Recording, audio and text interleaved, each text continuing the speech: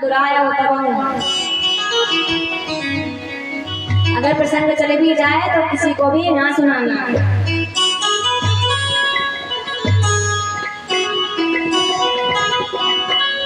शंभु भजन मुनि मन नहीं भाए, बिरंची के लोग सिधाए।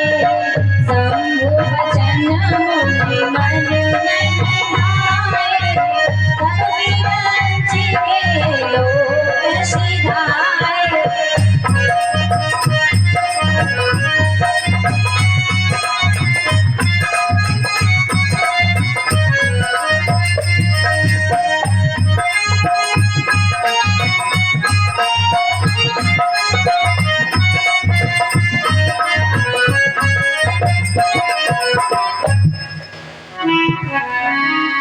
तब नारायण जी ब्रह्मलोक चले गए और ब्रह्मलोक चले गए तो प्रतीक्षा करने लगे कि कब कहीं से न्योता आवे, कब न्योता आवे। वो कहने लगे बिना बुलाए तो जाना उचित नहीं है, जब कोई बुलावे तभी जावे। तो न्योता आया ही नहीं।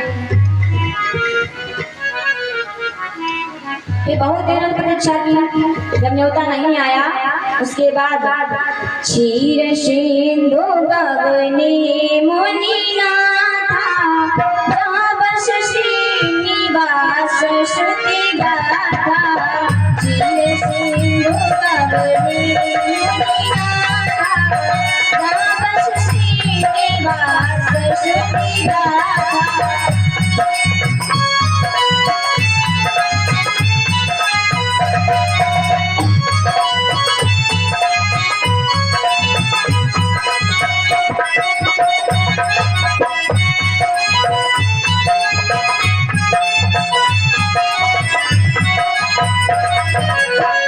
क्षीर सिंधु गगने मुनि नाथा, वे स्वयं ही क्षीर सिंधु चले गए।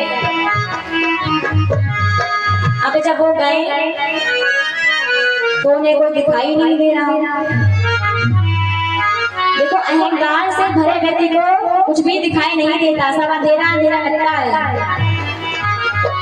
और जब कुछ नहीं दिखाई दे रहा है तो भगवान को पुकारने लगे। और कैसे पुकारते हैं आप सभी भी पुकारिए साथ में। श्रीमन नारायण नारायण नारायण, श्रीमन नारायण नारायण नारायण।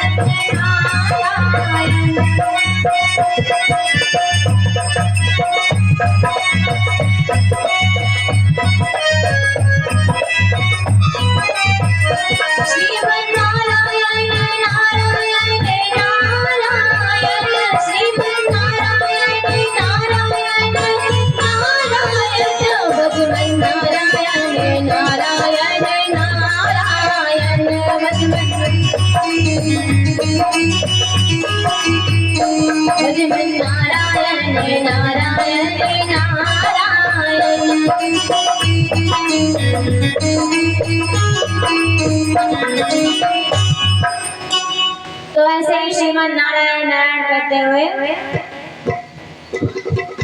वहां पहुंचे।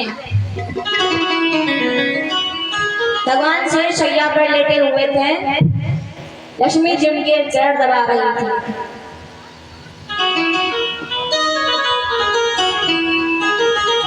लक्ष्मी जी ने कहा भगवान नारद जी आ रहे हैं। तो विष्णु भगवान ने कहा आ जाएंगे, वो तो आते ही रहते हैं। भगवान कहने लगे आज वो नहीं आ पाएंगे। लक्ष्मी जी ने कहा क्यों?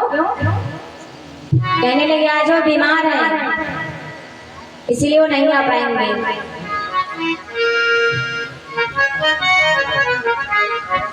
ऐसे कोई ना कोई बीमार हो जाए, डॉक्टर के पास जाए और कहे भैया थोड़ा निकला हो, डॉक्टर साहब थोड़ा निकला है, इसे ठीक करा दीजिए।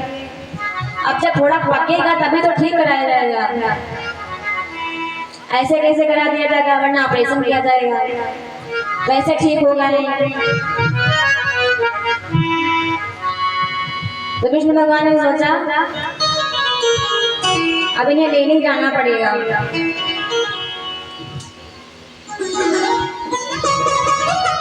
तो नारद जी आए। नारद जी पहले विष्णु भगवान के चरणों में बैठा करते थे, लेकिन अब उनके सिराने के ऊपर से कर रहे हैं, क्योंकि उनमें अहंकार आ गया है कि मैंने काम क्रोध लोभ तीनों को जीत लिया, तो उनके सिराने गिर पड़ते हैं और पहले चरणों के नीचे बैठा करते थे।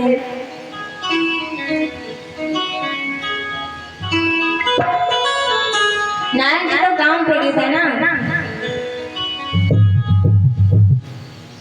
जब व्यक्ति अहंकार से भर जाता है तो उसको कुछ भी समझ नहीं रहती कि क्या करना है और क्या नहीं करना है,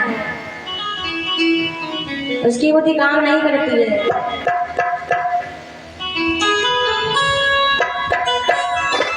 कहते हैं हर से मिले उठी कमान निकलता, भगवान हंसते में उनसे मिले।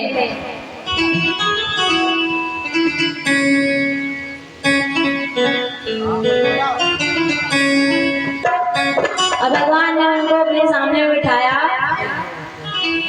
बोले भी हंसी चरा चराया, बहुत दिन की मुनि दाया, बोले भी हंसी चरा चराया, बहुत दिन की मुनि दाया।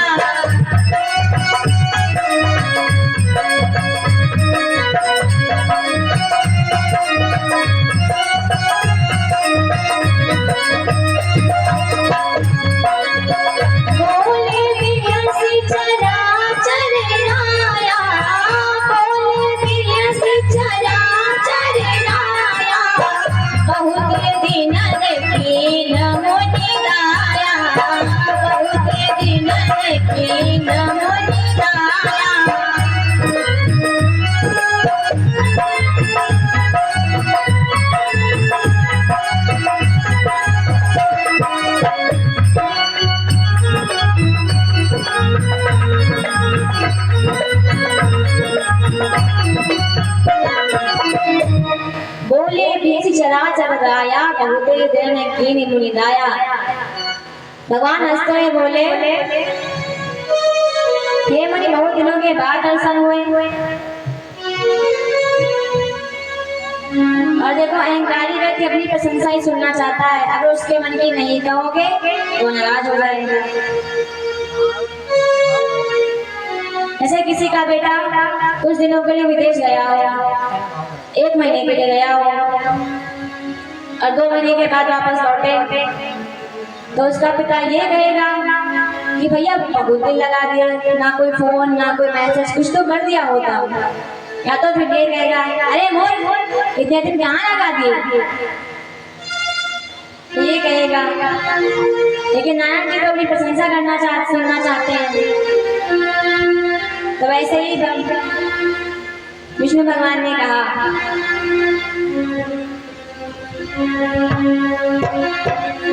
और जब कहा तो नारायण जी और उसमें लगाए मन काम सहित नारद सब भागे, अजद्यपि प्रथम यदि शिवरात्रि, अति प्रचंड रघुपति कहे माया, जय नमो अस को जग जाया।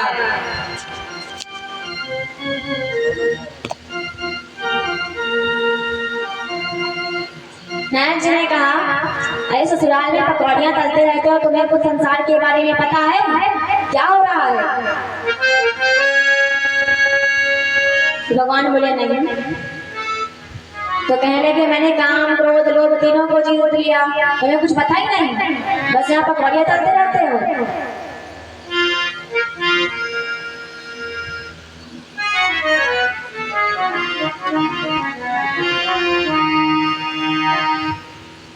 तो विष्णु भगवान ने कहा, अच्छा हमें नहीं पता था।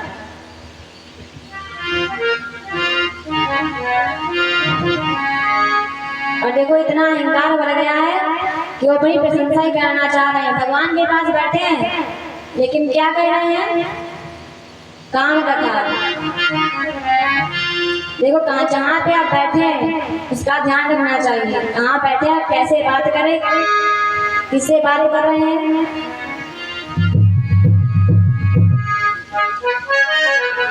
और यहाँ पे बैठे हैं तो मन का निर्मल होना आवश्यक है, क्योंकि जब तक आपका मन निर्मल नहीं होगा तब तक भगवत कथा में मन नहीं लगेगा। तो कहते हैं तन को जल से धुलाना सरल है मगर, तन को जल से धुलाना सरल है मगर, मन को निर्मल बनाना बड़ी बात है। तन को जल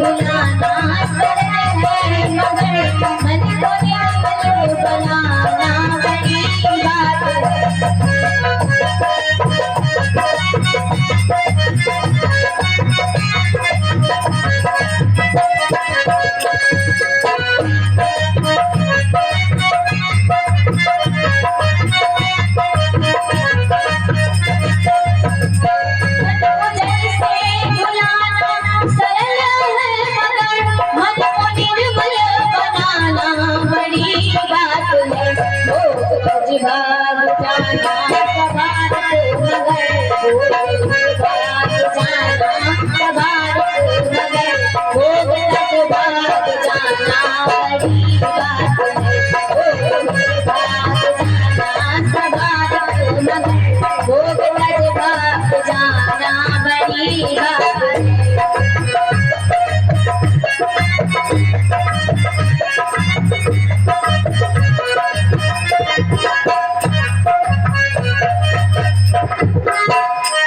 कहते हैं आप बैठे कहाँ हैं?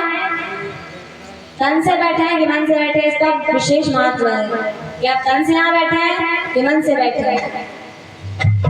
और देखो मन तो बड़ा चंचल होता है, कहीं भी चला जाता है। अगर आप क्रोध करेंगे तो आपका मन क्रोध से भर जाएगा। आप प्रसन्न है तो आपका मन प्रसन्नता से भर जाएगा। ऐसे मंदिर में पुजारी रहते थे, अगर रोज पूजा करते थे, और उन्हीं के सामने एक वैश्या का घर था, और वैश्या के यहाँ से घुंघरू, ढोलक, तबला आदि की आवाजें सुनाई पड़ती थी। और जब सुनाई पड़ती थी तो पुजारी सोचने लगा, भगवान ने कहाँ हमें पटक दिया आगे। सबसे अच्छा तो वैश्या का घर है, पता नहीं कैसी होगी, उतना अच्छा गाती है, ये सोचते हैं। और पूजा करते जाते हैं, कहते जाते हैं तन मन धन सब तेरा, स्वामी सब कुछ है तेरा, तेरा तुझको अर्पण, प्रभु का प्रभु को समर्पण, क्या लागे मेरा। तो ऐसे कहते जाते हैं और ध्यान वैसा का करते जाते हैं कि यार ऐसा कैसे होगी, एक झलक मिल जाती है देखने को। और अचानक एक दिन दोनों की मृत्यु होगी साथ में। अब वो भगवान के पास दोनों की आत्माएं गई। धर्मराज ने कहा चित्रगुप्त से, दोनों की रिपोर्ट निकालो, किसने क्या किया। चित्रगुप्त ने कहा, भगवान इस पुजारी ने कभी अच्छे कार्य किए ही नहीं, सब बेकार कार्य किए। तो पुजारी बोले, हमने तो अच्छे कार्य किए, ऐसे कैसे, हम तो रोज पूजा करते थे, ऐसा हो ही नहीं सकता। और कहा अच्छा वैसा के निकालो। तो कहने लगे इसने बड़े अच्छे कार्य किए।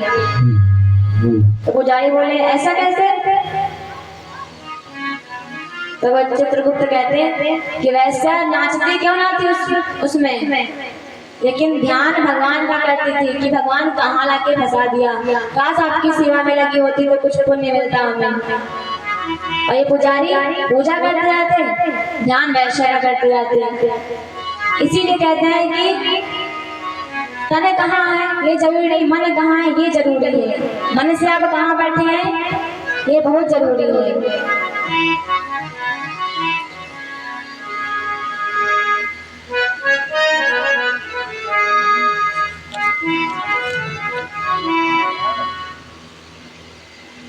नारद कहो सहित अभिमाना, कृपा तुम्हारी सकल भगवाना।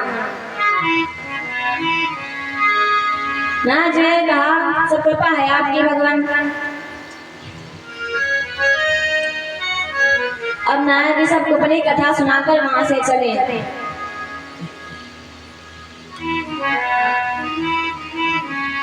विष्णु भगवान ने सोचा अब इनका इलाज करना पड़ेगा, क्योंकि फोड़ा बड़ा हो गया है, पक गया है, इसका इलाज तो करना ही पड़ेगा। फिर उसके बाद भगवान ने क्या किया, श्रीपत निज माया तब फेरी, सुनो कठिन करनी तेरी।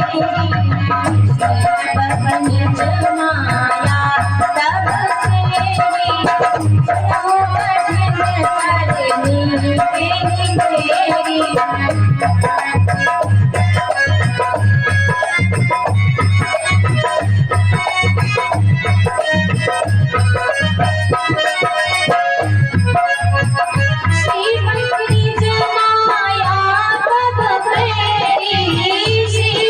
निज माया तब फेरी, सुनो कठिन करनी तेरी।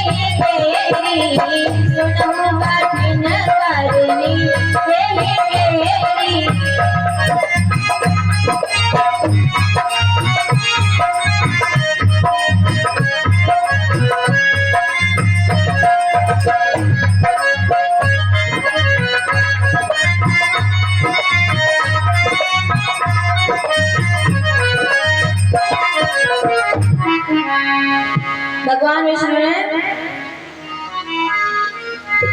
100 कोस का मायावी महल बना दिया। नारद बाबा जब उस रास्ते से जा रहे थे तो इतना सुंदर सजा देखकर महल सोचने लगे कि अभी तो ये नहीं था, इतनी जल्दी ये हो गया। तो सोचने लगे शायद किसी दूसरे रास्ते से गए होंगे।